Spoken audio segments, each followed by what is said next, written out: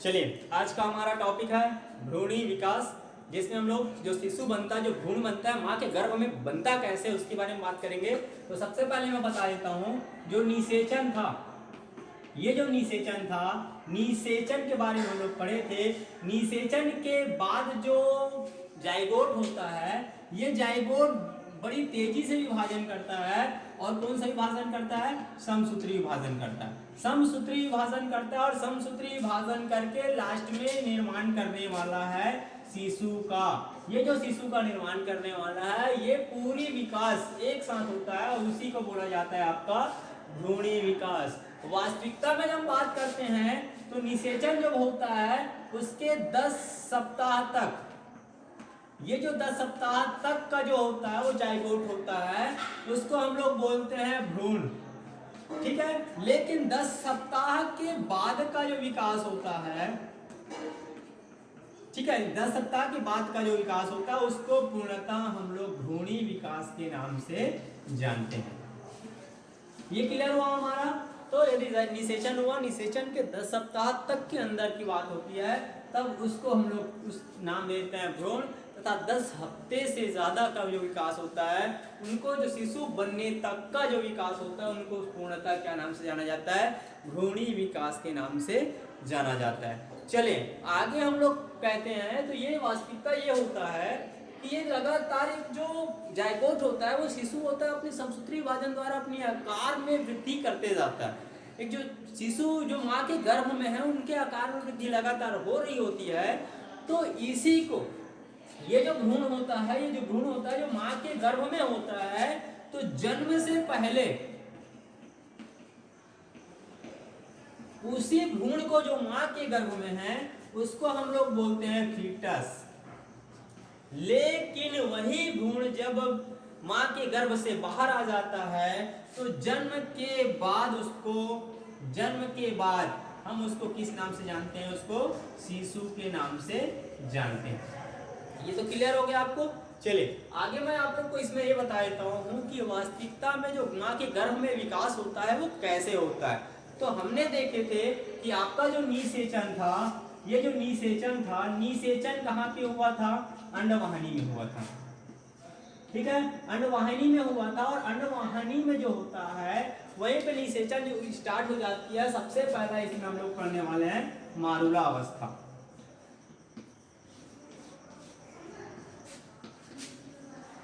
मारुला अवस्था की बात करते हैं तो सबसे पहले हम लोग बात करेंगे निषेचन जहाँ पे वो अंडवाहिनी में होता है। ये प्रोसीजर भी अंडवाहिनी में ही होती रहती है।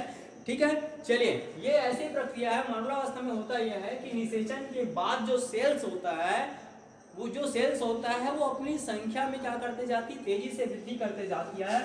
सिंपल सी बात मैं करूं तो ये सिंपल से जो टॉपिक होता है, इनमें जो सेल्स होते हैं, ये सेल्स की संख्या में वृद्धि होती है। पहले जो सेल्स था वो अपना समसूत्री विभाजन किया, समसूत्री विभाजन के माध्यम से एक के बजाय 2 हुआ, 2 से 4 हो जाएगा, 4 से 8 हो जाएगा।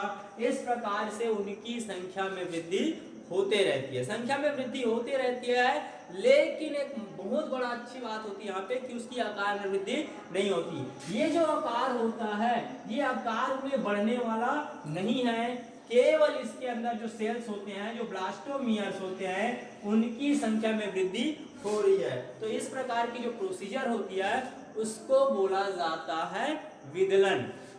ठीक है, तो मारुलावस्था में मैंने देखा कि संख्या में वृद्धि होती है,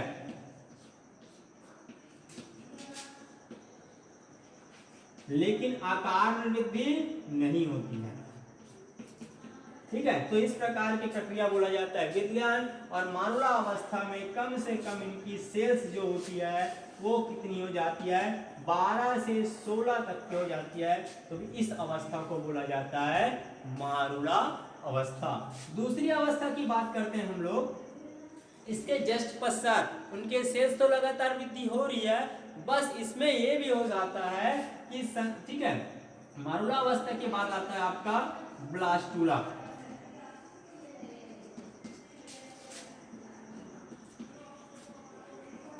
मारुला अवस्था के बाद हम लोग देखते हैं ब्लास्टूला अवस्था।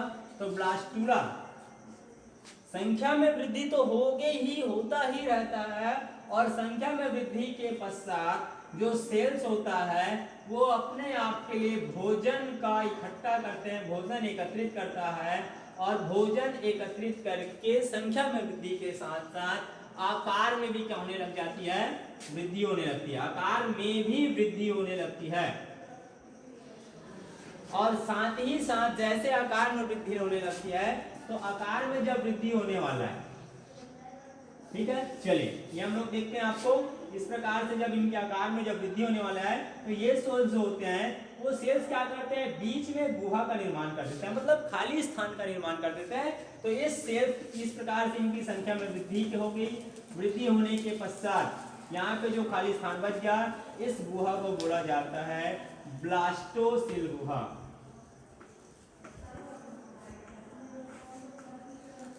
ब्लास्टोसिल गुहा के नाम से इसको जाना जाता है। तो सिंपल से ब्लास्टर अवस्था में होता है, भोजन एकत्रित करता है, भोजन एकत्रित करने के साथ साथ संख्या में वृद्धि होता है, वृद्धि के साथ साथ वो आकार में भी वृद्धि करता है और एक ब्लास्टोसिल नामक गुहा का निर्माण करता है।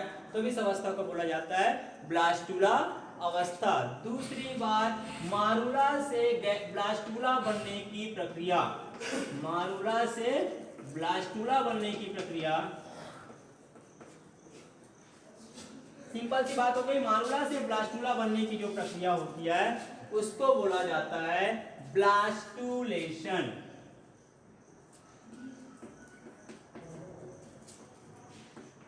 चलिए ये हो गया आपका मारुला से ब्लास्टुला बनने की प्रक्रिया क्या कहलाएगी, ब्लास्टुलेशन। चलिए आगे हम लोग बात करने वाले हैं इसी में, ठीक है। यहाँ पे दो स्तर बन गए, ये दो स्तर बन गए। बाहरी स्तर को बोला जाता है आउटर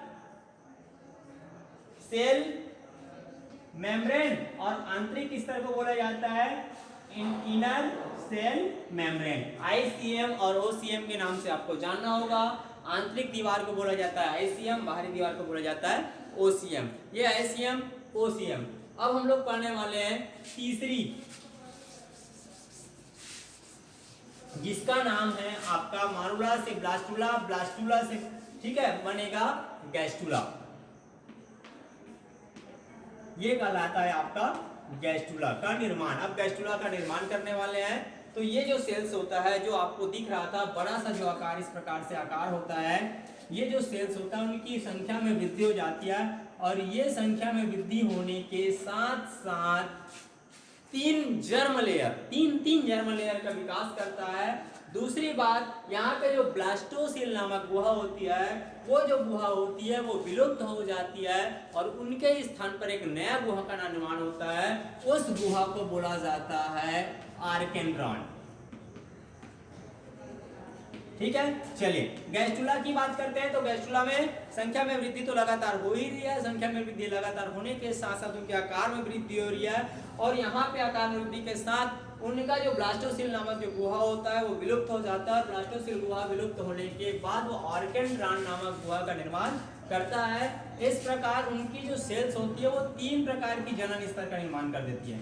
इस प्रकार से तीन जनन स्तर का निर्माण कर देती है। बाहरी स्तर जो होता है वो कहलाता है आपका एक्टोडर्म, बीच का स्तर होता है वो कहलाता है आपका मेसोडर्म, और आंतरिक स्तर होता है वो कहलाता है आपका एंडोडर्म।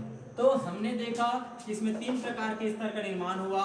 सबसे पहला एक्टोडर्म, दूसरा मेसोडर्म,